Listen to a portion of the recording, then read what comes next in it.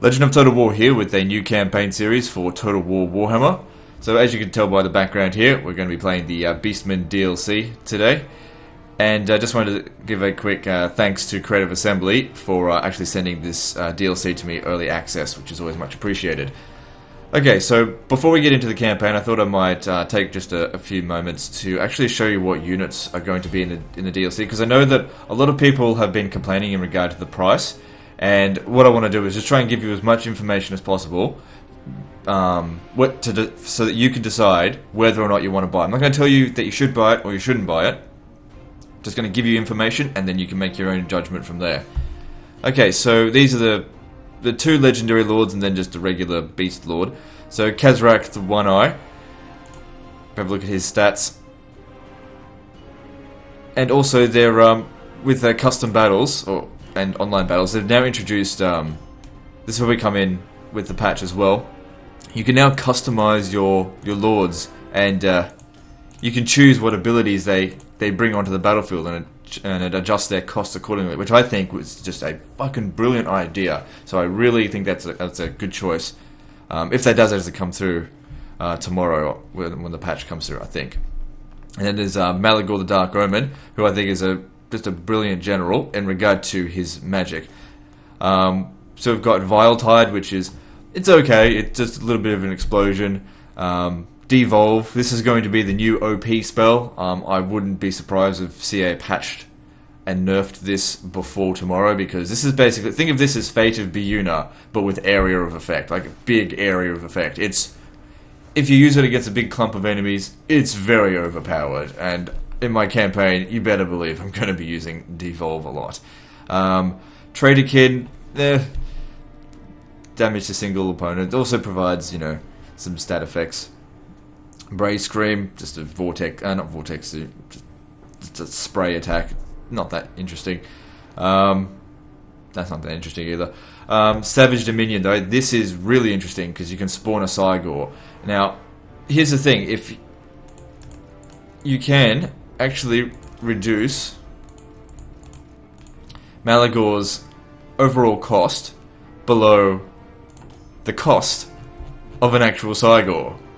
So you essentially get Malagor and use this, get that for free. So that's a bit funny with that. They'll probably retweak it or whatever. But then again, you can only use it once, and it does use up quite a bit of magic. Okay, so we've also got the hero units here. The Gorbul, it's just a melee, very strong melee unit. Doesn't really have any fantastic magic or anything. It doesn't have any magic at all, actually. The Bray Shaman of Death, that's just death magic. We've seen plenty of death magic. Bray Shaman of Beasts, is that the same? I get confused between which is Beasts and Wild. Okay, no, Beasts is where you can spawn the Manticore. So you can essentially spawn a Cygor and a Manticore in the same battle. You just have, if you're playing a custom battle, only bring 18 units, because if you don't have space in your army, you can't spawn one. But that allows you to, bring some more elite units. So it's actually a really interesting choice. I really think that the Beastmen are going to change up online battles quite a bit, which I like. And then there's the Bray Shaman of the Wild. That's just the same magic as what Malagor the Dark Omen can use. And then there's their units. They've got their regular, shit-stained Ungor Spearman Herd, the crap streaks of the army. So yeah, Ungors are crap, but cheap. Then we've got the Gors. Gors are the mid-range. I quite like Gors. Then there's the Beastigors. Beastigors are pretty much the beast version of Black Orcs. Their stats are almost identical. Then you've got their totally useless missile infantry. Not totally useless, but for what they are, I think they're a bit overpriced. Their range is terrible. Their missile attack is terrible. And they're only like 100 gold coins cheaper than crossbowmen of Empire. And these guys, they can't fight anything. They're quite rubbish. But they're the only missile units that these guys have. As for cavalry and chariots, they've got a good range of really fast cavalry, but they don't have any anti-large cavalry. So I find that the Beastmen are actually going to really struggle using like against Demigryph Knights, Blood Knights, and things like that, because they just don't have anti-large. I mean, they've got armor piercing, but that's just not the same. They're also not overly elite. Razor Gore chariots, I don't know. They're okay, I guess. I'm not a big fan of chariots in this because they can get very easily stuck, and then they just get easily destroyed because they don't have very high melee defense. You know, we've seen Chaos Warhounds before. Razor Gore Herd, they're pretty interesting, I guess. Just big dogs. Chaos Spawn, we've seen them before. Minotaurs, pretty much the same as Trolls, I suppose, or very similar to Chaos Spawn. Heavy hitters, lots of hit points, 12 units, low numbers. Giants, we've seen Giants before, it just looks like he's got horns, that's about it. And of course the Cygor itself. The Cygor is a big heavy hitter. He throws one rock, but the thing is with the Cygor, he's the first artillery, I think, that you can actually justify sending him into melee. He's not quite as strong as a giant in melee, but once he's finished throwing his rocks, which actually do a considerable amount of damage, they're terrible against walls though. So if you want to use them to knock over a few sections of wall, you need to bring at least 2. But they're really good in a field battle because they've got really good range, like range of 400. They can kill a lot of units before the enemy get to you, and then you can send them into melee if they get too close, so they're quite useful. Anyway, that's the roster at the moment. I know it's not like the complete roster of the Beastmen, as in from the tabletop game, but I think that this is a fairly complete roster, as in, fairly balanced roster. I just feel like they need a bit more anti-large options. I mean, you've got the Ungor Spearman herd, but the problem is they've got such poor leadership that I wouldn't bring them into an online battle.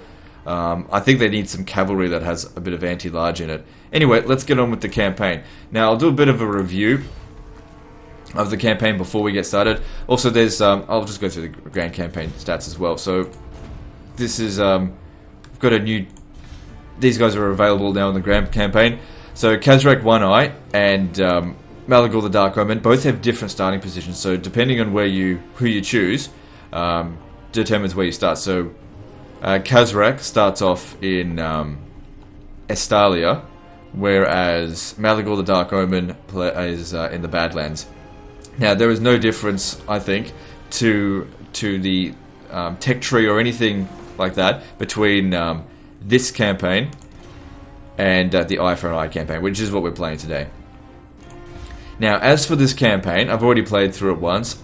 I would say it's a bit, I don't know, I feel like it needed a bit more depth. Like, it's all about moving around, destroying everything, and it can get a bit dull. Now, to make this a bit more interesting, I've actually installed a mod that's going to make auto-resolving less useful to me, because I know in the past that I've basically auto-resolved my way through the campaign. I think it's a game design issue that needs to be addressed. Creative Assembly need to adjust the auto-resolve, either making it a little bit more random or just a little bit more in the AI's favor, because you can just auto-resolve through an entire campaign, and this campaign's no different. So I've installed a mod basically called the AI Buffs 100%. So basically, in order to get a victory in auto-resolve now, I need to have twice the power that I did before. So that'll mean in this campaign there'll be a lot more manually resolved fights. So we're going to be playing on Legendary difficulty, of course. And you only get the choice of Kazrak the One Eye to begin with, but you can get Malagor the Dark Omen straight away.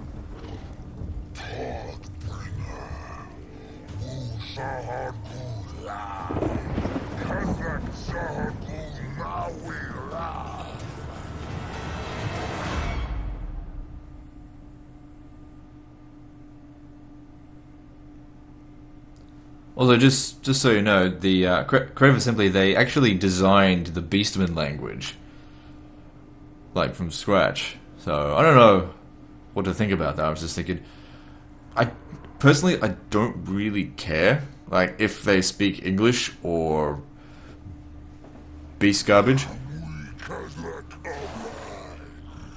Just watch this.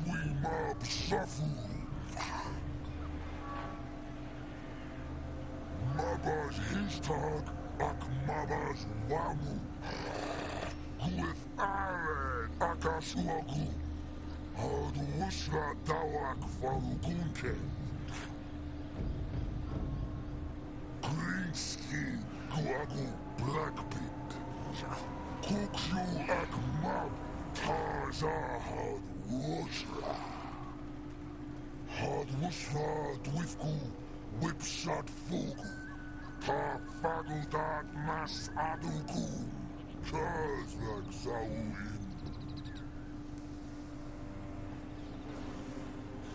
Todd bringer. Dama. Yagzu UFI.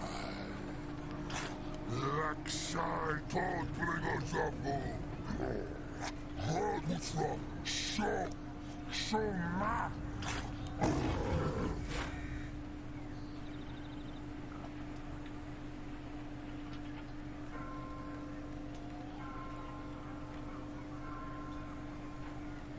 Alright, I think that's the end of that. We're just waiting for the cutscene to come over. Yeah, so they created the Beastmen language, which it kind of reminds me a lot of Dothraki from Game of Thrones. So they speak Beast language through the entire campaign. Yeah, so let's see where we start off here. Now, if I was playing this campaign normally, you know the way I would normally do it, I'd just spam.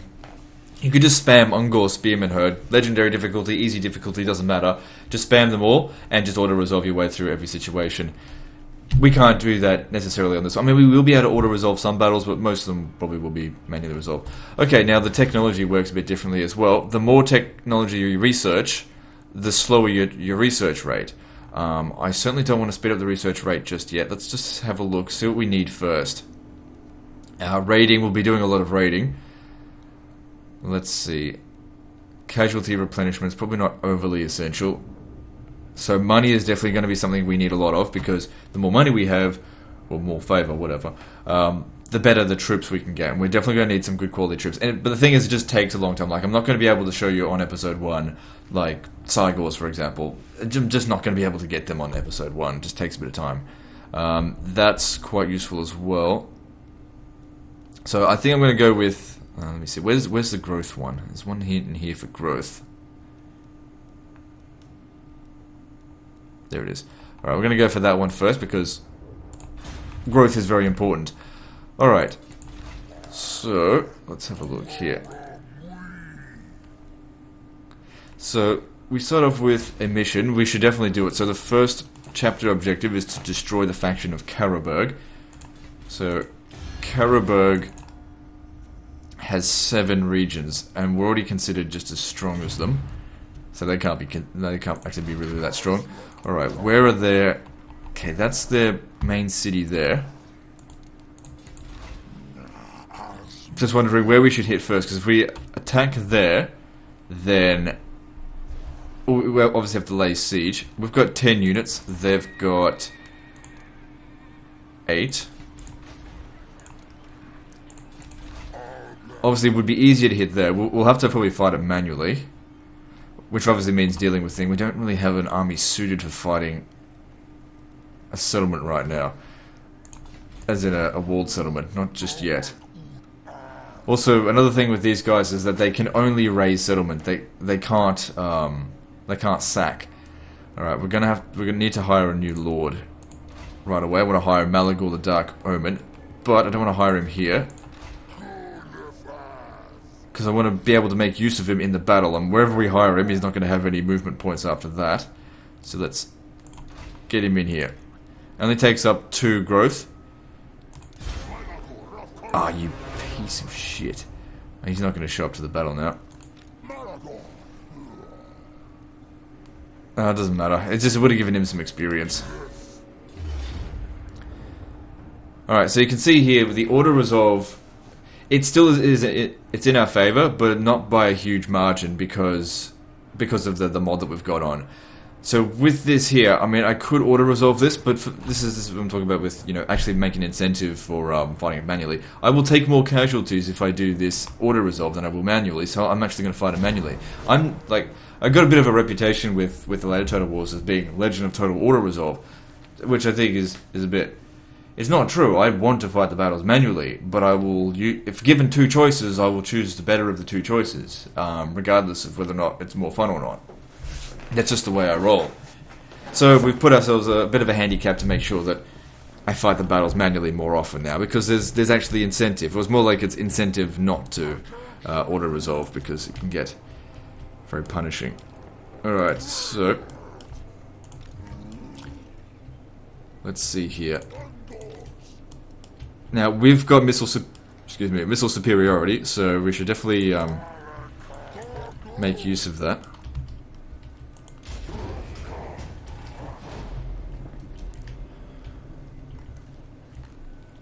Are they going to come to us? No, because we don't have artillery.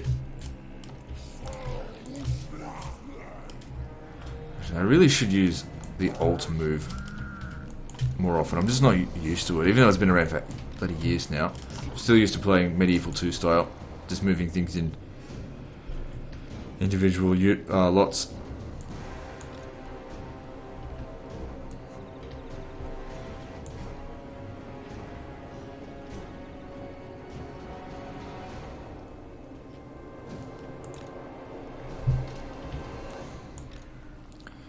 Okay. So I don't expect these guys to do a hell of a lot of damage, but since they don't have any missile units, it's all free. Okay, we do not want you fighting spearmen, even though you'd wreck them. We have to consider the amount of damage we'll take. They take a little while to heal.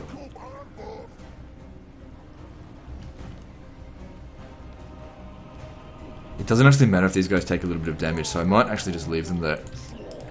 Because what you want to try and do is keep your casualties evenly distributed, like I said. So let them take the brunt of this charge, and then we'll move them back in a moment.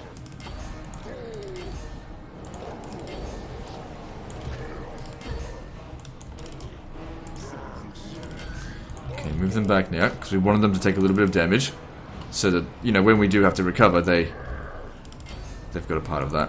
Because we're not going to get into any more fights for, like, I don't know, a turn or 2. And what they did there is just soften up their charge.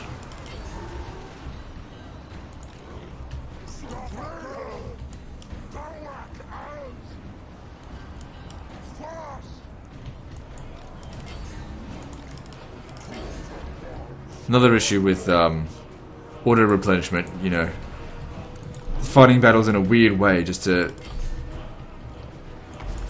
make use of the fact that auto replenishment affects all units equally, sort of.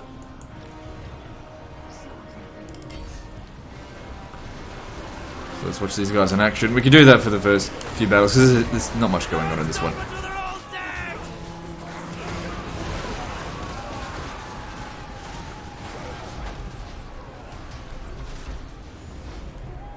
Stop firing. That's an easy way to stop them from firing. So yeah, easy victory there, as if it wasn't going to be. But more importantly, the casualties are fairly evenly distributed. It should only take 1 or 2 turns to recover all of them.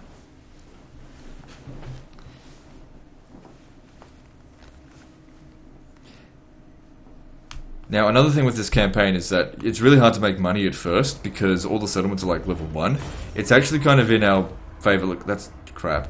it's a bit in our favour to wait a little while before actually attacking them, because there's no time limit on the campaign. No one ages, and just let them build up. Because the thing is, once we've destroyed a city, they tend not to rebuild them. I'm gonna go with Raise and Defile for horde growth. Another thing is that it's like they're a chaos faction. Their religion is chaos, or culture is chaos. But I don't see what the benefit is by having chaos in the territories. I think it might give them some morale buffs during the battle, but I don't know. It's barely noticeable in my opinion. Okay, so yeah, we want that. Also, another thing is with these guys, we're definitely going to want this Blessed by Evil reduced upkeep cost, because that by itself is not really a big deal, but when you use that in conjunction with this here, you can severely or seriously reduce the amount of upkeep of your armies, which I think is really important, because in this campaign it's really hard to make money, because there's no sacking option, and raising settlements does not make you as much money as sacking them. Like I remember in my Chaos campaign, there were some settlements I yield like 50,000 favor by sacking it, but you just don't get that option in this. Like this, I think the most I've seen it is 20,000. So, okay, and with some units being very expensive, we got to be somewhat careful. All right, so you didn't get any experience because you weren't involved, but that's okay. And there is nothing else we can do this turn. Nope. Let's move on.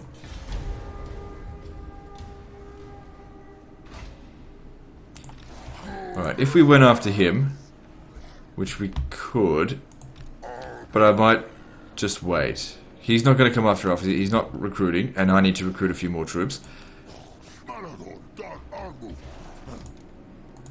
So Malagor, what abilities does he have? He starts off with Vile Tide. What we need him to get is Devolve. Devolve would be at level, let's see, 2, 3, level 3. There wouldn't be much money from raiding this either, so that's probably not worth it. Let's see, let's put him here. Oh wait, over here. We want to put him in the forest, I suppose, so we can be hidden. Because the thing is, when you do this, you're hidden, but if they interrupt you, or if they come into your range here, he stops from being in camp, and you don't get any of the replenishment, I think. Let's see here. Okay, I've still got a bit of growth left over. We'll probably want to get get this as high as possible before we start building this up any further. Now, in the Warriors of Chaos campaign, the building that you start off with the Chaos Marauders, you want to kind of get rid of that as soon as possible. I didn't realize that in my Chaos campaign, but this one's different because all your infantry come from here, basically. The Beastigore Herd come from this, and you get reduced upkeep costs. So we're not going to destroy this building, basically. Alright, so we're going to get that. And I'm not too sure what I'm going to do with him. I mean, I could put him over here and begin raiding. Or we could encamp and actually recruit a few troops into this force. Like, he's not going to be able to get much. But that's okay. Just got to be mindful that the more troops we recruit, the less money we're going to have. Yeah. So the thing is, these are more expensive, but I just think that they're just not cost effective at all.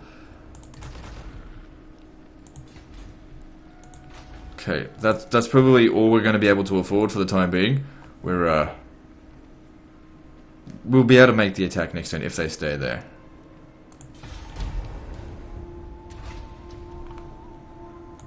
Okay. Because the thing is, we've got to get our growth going. Also, the Beastmen have no buildings that can actually give them favor, so you cannot increase your background income or your just income that you get from hordes. But you generally can make quite a bit of money from raiding, but you got to wait for the settlements to build up a bit. Like if I was to come over here and start raiding, 93, which is terrible considering. That's like 5% of our income, so that's just not enough. Oops. Also, I do like this stance Beastman ambush. That means whenever you attack something, in this stance, there's a chance of when you're attacking them, even if they're like just in a normal stance, you can ambush them. Of course, I think it's increased chances if they're in, like, in the forests. Alright, so you just come over here to Dunkelbeard builds, whatever the fuck it's called. So yeah, you can see here, even though probably if I hadn't didn't have the mod on, the auto-resolve would probably be around here. There's just no incentive at all to auto-resolve it right now. So hopefully you guys will enjoy this campaign a little bit more, and actually gives me a reason to fight the battles manually. So even when we bring him in, it's just not favourite. We're going to win this battle, it's not that hard. So how many units do we have? They've got 5, and so 12 units versus our... We outnumber them by 1 unit. Malagor's not going to be that useful. Actually, I'm just thinking, yeah, no, that's okay. If I use Malagor to fight the battle, he'll gain a level up. If I use him as reserves, he's not going to gain a full level up. We want him, the sooner he gets to level 3, the better, because Malagor just becomes so powerful in this campaign. He's so much better than Kazrak, in my opinion. So much more useful because it's just the killing value that he can do. He just fuck up entire armies by himself. He's basically the new Manfred von Carstein. And then of course people will be like, oh, stop cheesing using magic, even though fucking magic's a part of the game. It's like, you can't win sometimes, I don't know. Stop cheesing using manually resolve, people are going to say then. Like, okay, I don't know. Get a bit sick of people sometimes. Alright, so reserves are coming in from here. Even though we've only got Vile Tide, we'll certainly try and make use of it. These guys here aren't going to be that useful.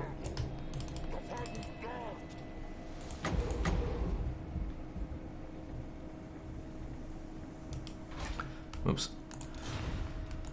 I do find that overcasting a lot of the spells of the wild, I think it is.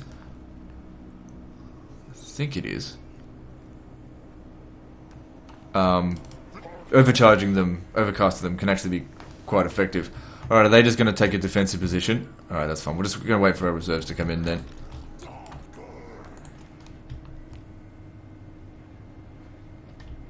It's important that we don't lose any of our units that we can't recruit. So, our Gore Herds, Ungor Herds, don't really care too much about. You know, don't want to lose them.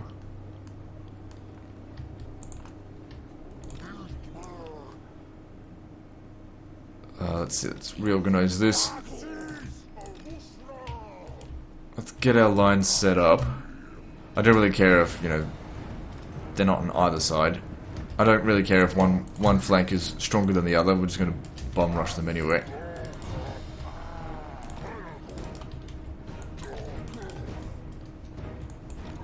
Sort of use these guys as cavalry until we actually get some more cavalry. I do quite like the cavalry, the Centigors. They're really fast. I really wish they'd have some sort of anti-large attack, or just had someone that had anti-large. Actually, the Centigors was axe throwers. They're complete fucking garbage. Don't get them. They just don't have any range. Like their range is 50. They've got to get you got to basically get in pissing range of the enemy before they'll actually throw an axe. And even then, they're terrible at firing while it's moving. So they're, in my opinion, just total fucking garbage. Maybe I just wasn't using them right, but I don't like them. Because I think with missile units, range is important to a certain degree. Like, you got to have more than 100. Preferably, you got to at least match the enemy in range. Otherwise, you got to get too close. You get too close, and the melee units can get you. All right, so let's have a look here. They've got, look, even though their archers are behind their melee units here, they've taken the high ground as well. It's only slight high ground. I wouldn't be able to shoot at these. Oh, hang on, unless we came around the side here. So we're going to try and minimize casualties, obviously. That's the best way to handle things.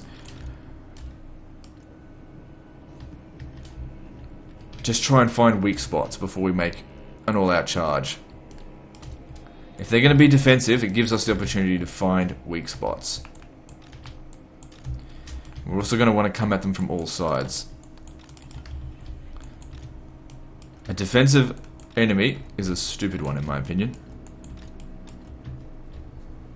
Okay, we want to just stay outside of their range because yeah, they can massively outrange us, and we don't want to get into a skirmish with them because they will absolutely wreck us, especially because they're on the high ground.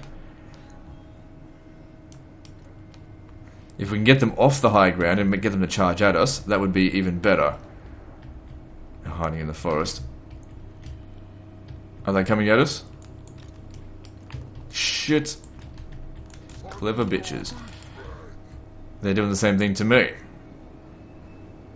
It's okay, we didn't lose much.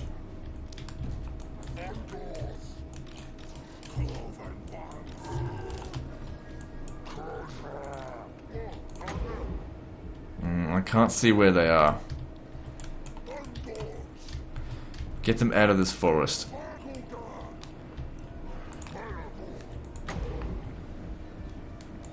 This doesn't really do a whole lot of damage.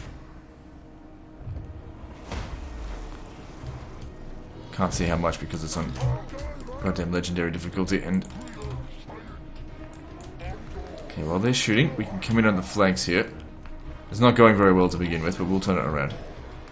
The thing is, we're drawing them off the high ground, and that's worth it. Well, I lost a few garbage troops so far. If we can shoot into the flanks of these spearmen, that'll be useful. Okay, do that. Are they coming towards us?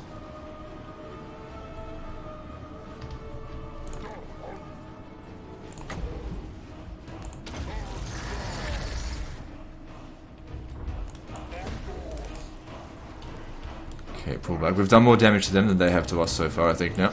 Just because of that. Okay, here's our chance. Now that they're all disrupted, here's where we go.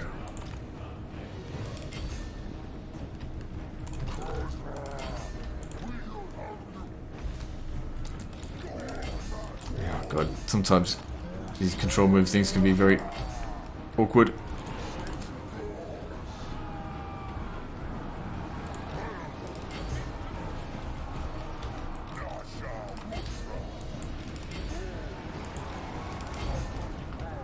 Okay, just make sure everyone's busy. Use this just to disrupt them as much as possible.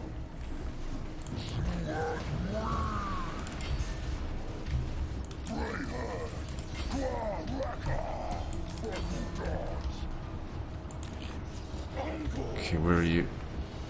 Need someone to go kill him. They've got some great swords. Oh, didn't realize that. Sendigors will wipe them out quite easily. Okay, if they've got great swords, bring them in. Bring these guys over here. Shoot those. I can't get to the great swords. That's alright. How are we going so far? Pretty good.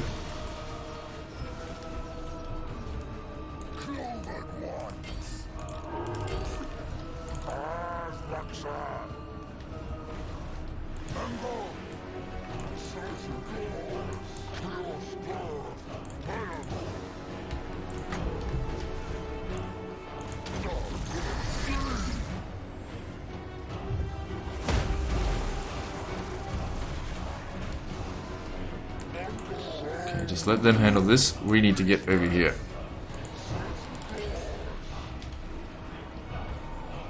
Actually, you do need to keep running them down, otherwise they're just going to keep coming back.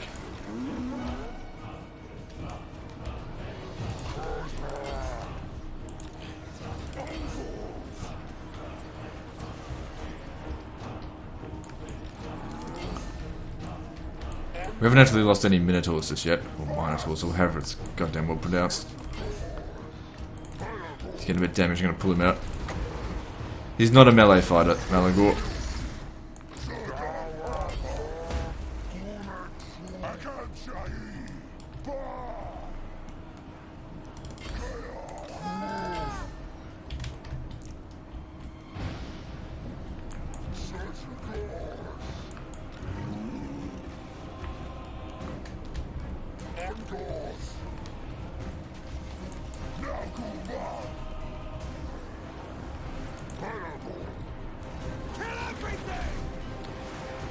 My forces are wavering, but it's okay, they'll hold.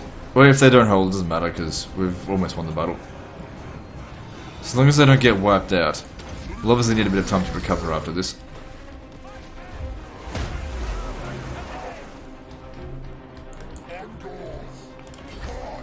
Shoot, wherever it's going to be most effective for us.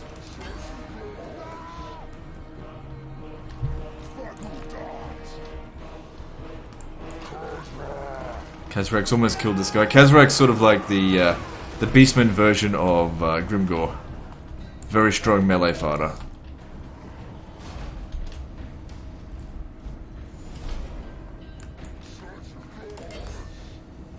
Guess we can just keep killing them a little bit to get a bit more experience. But overall, all of our units will remain intact. That's the main thing. Because the thing is, when the new moon comes, there's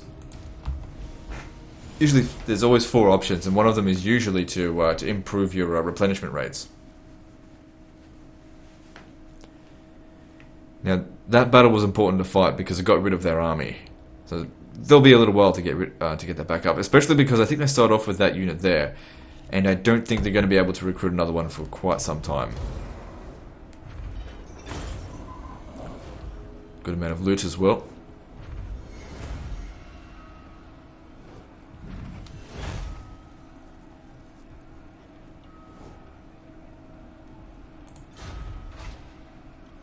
Again, the loot is just not really worth it. I'd rather get the horde growth at this time, because we really do need it. Later on in the campaign, we'll be raising, because we don't really need the chaos corruption, to be honest.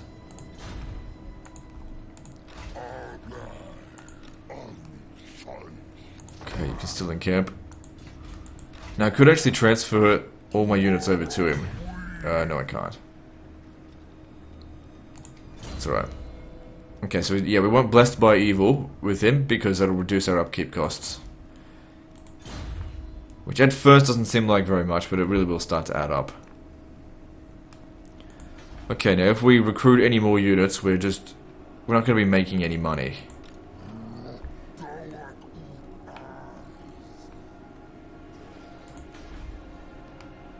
Okay, how long until the new moon? 5 turns. Okay, Karaberg is a major settlement. It's only at level 1, by the looks of it. Might be an idea to raid it. To try and make a little bit of money. I don't know, we'll see. Moving on. Okay, so the Ruinous Powers take grim pleasure in my endeavours. In the Dark Mirth they grant a boon. Which of the gifts will you choose? Gorbul or Bray Shaman? I'll definitely get a Bray Shaman, but it depends on which one I'm going to get.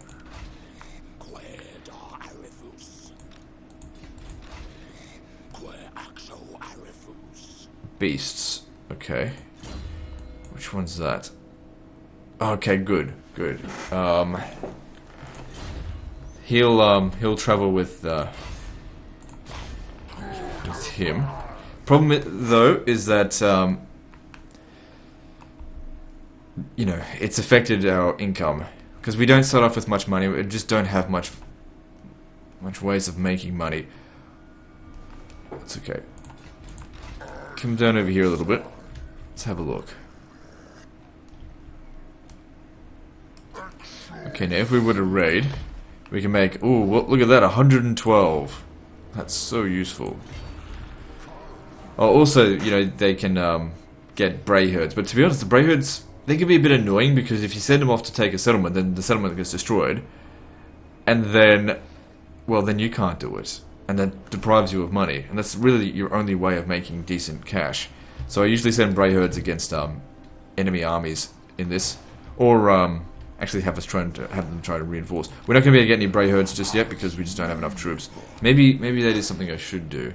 Well, we're just not going to be able to get some momentum just yet, so we need to be patient. Because we've got to get this growth up.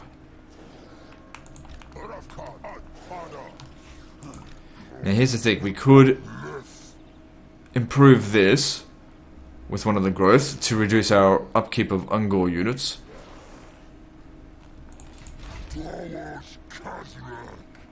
The Minotaurs, they cost a lot of money. I mean, I know that they packed a punch in the previous fight, but that I can't be thinking like in my other campaigns and just get on the cheapest units. I'm going to need good quality units.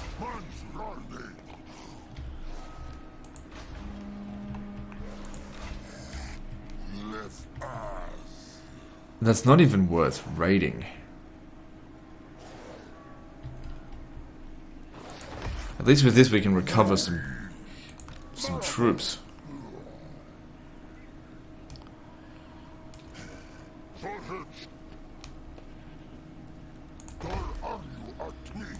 Gotta wait for that Dark Moon. It always provides something useful.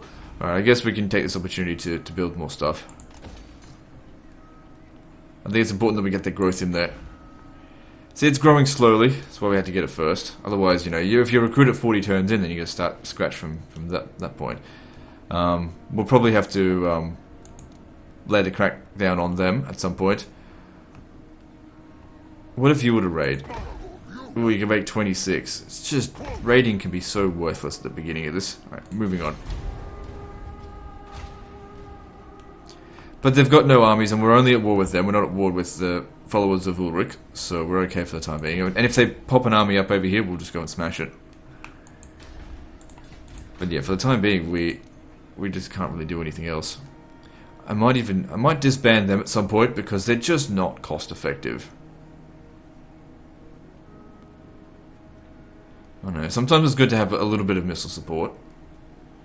Because the thing is, when you're shooting into an enemy, they lose a little bit of morale. It's only a little bit, but on legendary difficulty, it's barely even noticeable. Okay, he'll be running into issues soon, but it's okay. So it'll take 7 turns to replenish some of these guys. Okay, so looking at Karaberg. Yeah, I'm not sure if I want to make that just yet. See, it would be good if we can sack some settlements and get him to level 3. Actually, that's what we do. Put these units in here. Oh god, 23 or whatever, it doesn't matter. And then have him raid. Because what raiding does is going to give him experience. Because we need to get him to level 3. When he gets devolve, it'll be so useful for assaulting settlements. Or, even more importantly, when he can spawn a Cygor. That would be very useful as well. We should probably make an effort to try and get a Cygor as soon as possible. The only thing is, though, he's not going to recover any of his casualties, but that's okay. In fact, putting them in here, they're actually going to cost less because of that ability we put him on. Alright, moving on to the next turn. Maybe we'll head over to Senden first, but I kind of want to let it build up a bit. Okay, it's built up to level 2. We don't want to let it get to level 3. Let's get moving over there.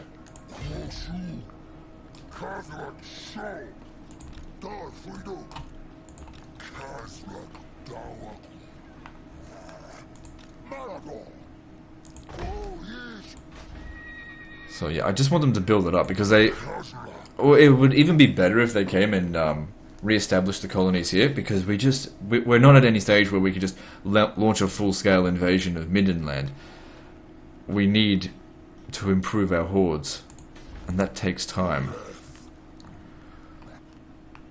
Alright, so you encamp because we need these guys to recover.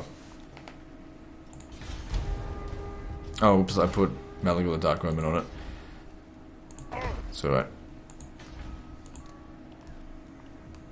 So, Dark Moon in 1 turn. So it'll be interesting to see what we get out of this.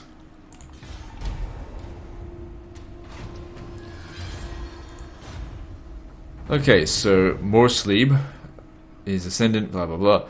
So when one falls, we get all units will be fully recovered, replenished, but reduced horde growth. Yeah, we've almost recovered all of our losses, and we're not under any real threat right now, so probably not needed. Campaign movement range gives a whopping 50% melee attack. All must fight the cost of skill. Ah, damn it, I was hoping for the growth one, but it's not here.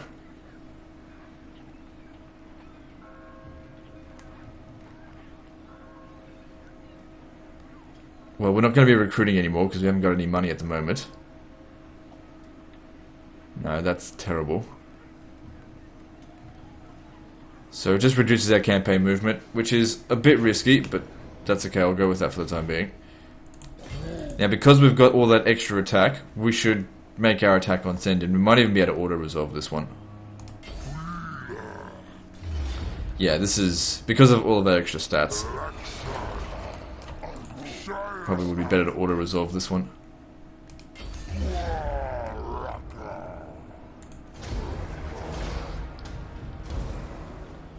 So I lost 108, barely even noticed it though.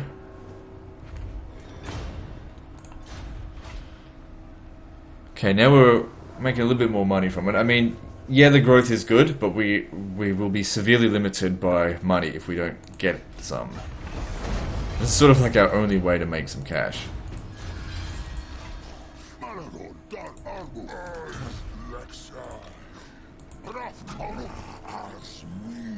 I should have had Malagor do it, because that way he could have encamped. That's alright. Okay, so yeah, this will give us an additional reduced 5%. So it starts to add up. Alright, also this guy here.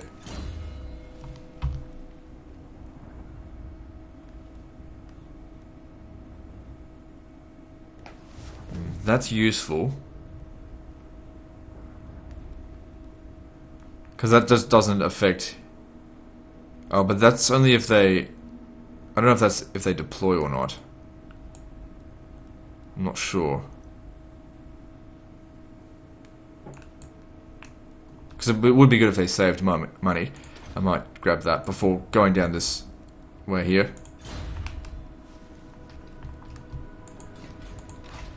Okay, then with you. Okay, you definitely need Vile Tide so that we can get Devolve. Once we get Devolve, we'll be able to... he'll be so much more powerful with that. It makes a huge difference. Alright.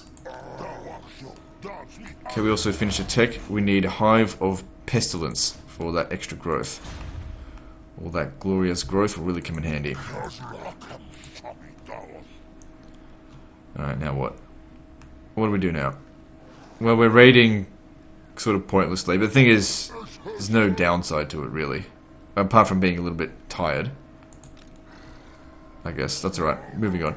Now, we've got 2 more turns of this. We could come down here and easily win that battle. Oh, they've advanced it to level 2. Yeah, we don't want it to get too high or else it's going to be a real struggle. So we've got 2 turns remaining for this.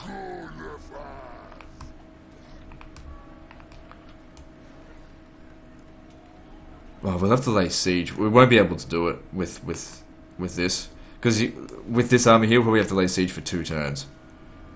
Still, get into... we'll just get closer.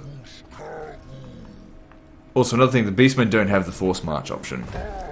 So they can't... I mean, they can use the undergrowth or whatever.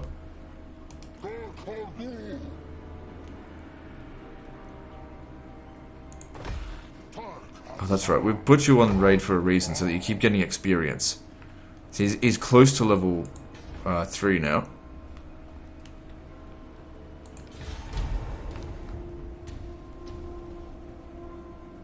Don't get into the settlement. Don't make it... ah, damn it. There's no way in hell we'll be able to assault that. I mean, we can take on that army by itself. That's no problem. But... yeah. We're gonna have to... I think we'll move over to Seinfeld over there. To see what we can do about that.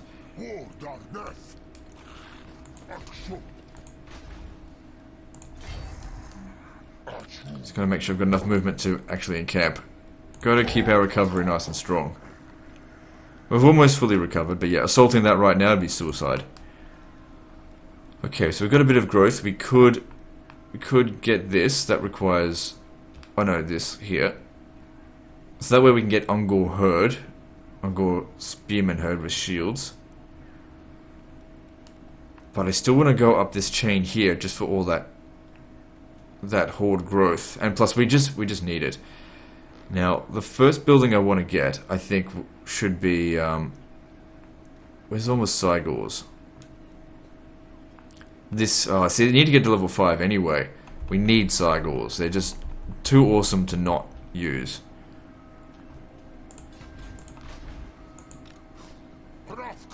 Okay, so let's move on. How come you're only making... Alright, because I haven't researched it yet. Oh, prick took me out of encamp mode. But the thing is, he's put himself at serious risk here. And now, you have leveled up to get devolve. I refuse. So we didn't recover any casualties, but that's okay, because... No. Oh, we lost that thing. Yeah, it's worth it, I guess, to kill this guy. Of course, we'll have to fight him manually. You'll have to come in reserve. I mean, we got the ability we needed. The speed at which he gets levels up at this point is not overly essential. The thing is, though, there's some really good abilities in here, like Winds of Magic Power Reserve plus 30. That's huge. There's other things to improve his magic. You want to give him as much magic as possible, because his, like I said, his magic is just insane. Also, we've got our full movement range again. Okay, you need to come off that.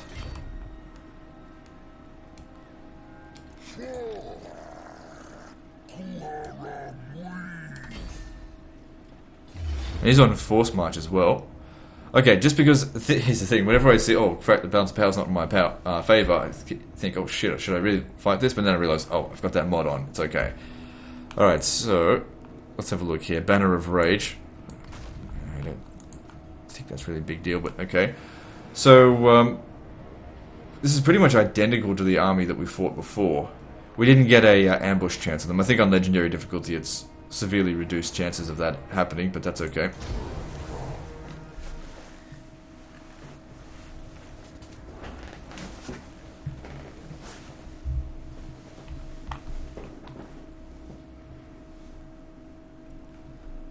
We just need to be mindful not to send in units that are already fairly damaged. Or just, you know, not sacrifice them. You know, there's units here that are full strength. Use them first. Alright, so we'll set up over here. No point getting into a skirmish with them, because they'll wreck us.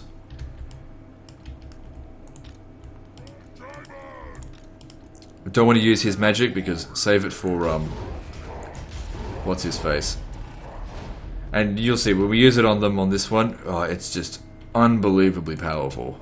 Like, you won't believe how powerful it is. Devolve. The thing is that you want to overcharge it.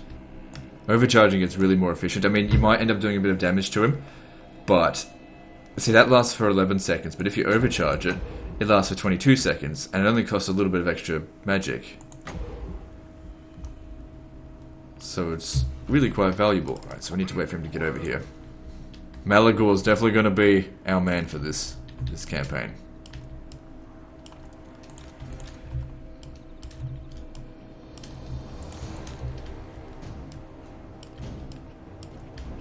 In fact, Devolve is so good, we'll probably want to actually upgrade it so it's got a reduced cooldown time. Because the cooldown is quite high on Devolve. And also, unlike Fate of Biuna, it's got a decent range, like 200. I think Fate of Biuna is like 100.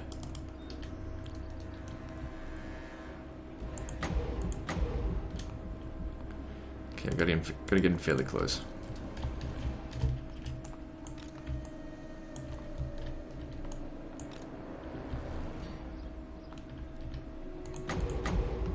Oh shit! Slow down. Try and get as many of them in that as possible. Doesn't matter if we're getting shot a little bit. Oh shit, did I overcharge it or not? I did. Okay, they're coming at me. I was kind of hoping they'd just sit there. And you can see how much damage is being done. It's just insane. Okay, get back actually.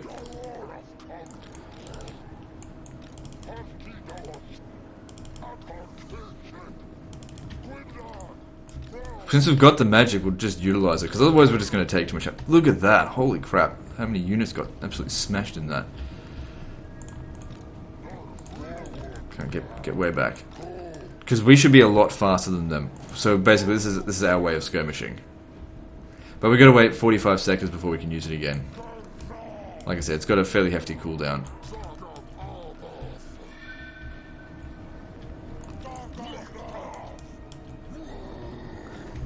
Get into this. Yep, Legend of Total War using his cheesy tactics as usual. What else is new? Got a problem with it? Fuck off, that's all I've got to say about it. Don't fucking complain to me. I don't give a shit.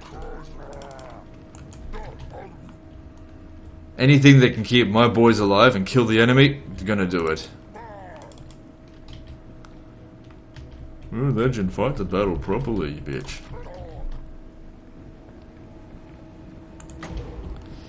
No. I think I haven't overcharged it.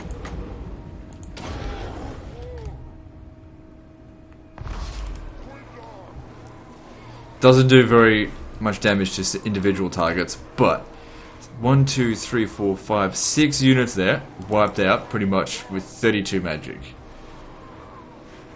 So yeah, I fully expect as soon as CA sees this, they're going to be like, oh, maybe we should have fucking tested this, or maybe they're aware of it, I don't know, but it seems like whenever I do this stuff, I'm like, holy crap, this is powerful. And then the game comes out and it's just like, we'll nerf it. We'll nerf it by like 80%.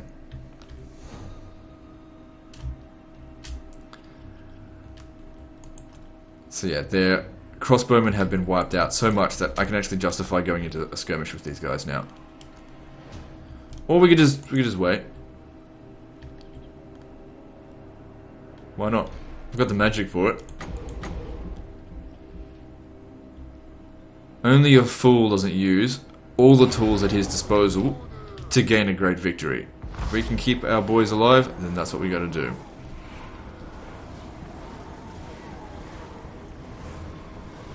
Okay, with all their stuff gone, archers, we should easily be able to get in there.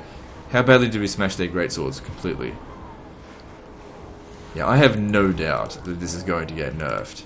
They're going to be like, oh shit, they're going to reduce the amount of range, increase the cost. I don't know. Sometimes I feel like CA don't fully test these things out.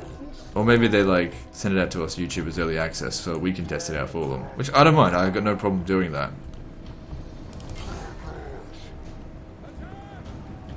Happy to help if it makes a better game.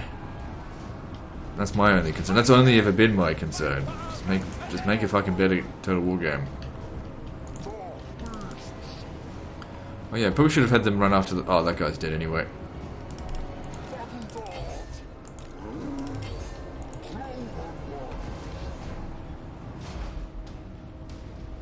Okay, you want to stop. Don't want to get any friendly fire. Now here's the thing. Whilst of course running them down would be good to wipe them out, another battle would also be good so that we can get more experience.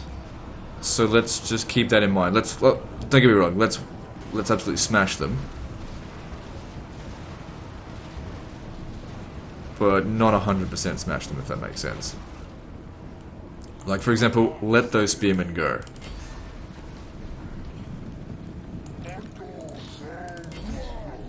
So yeah, Malagor, even though he got 0 kills, all of this out here, like, man, you thought Fate of Buna was overpowered. Holy shit.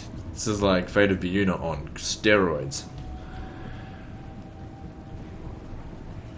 Yeah, fuck Fate of Buna. It's all about devolve now.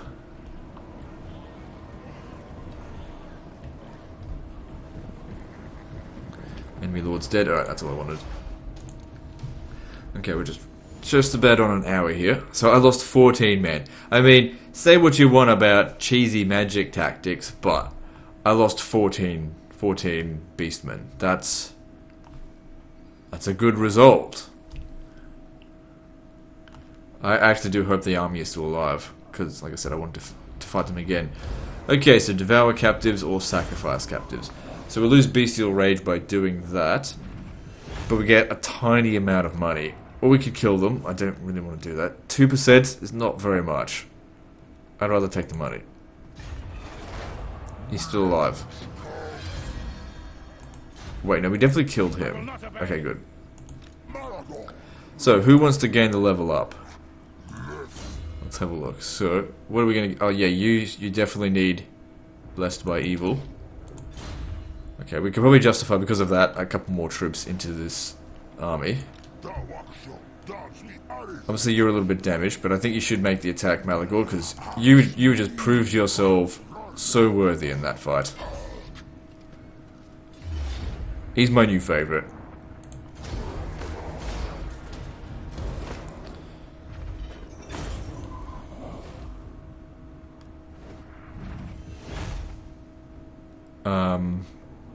I guess we can fuck it. Doesn't matter. Alright guys, well that's the end of this episode, so hope you've enjoyed it, and if you haven't, well, go fuck yourself. See you next time, fuckers.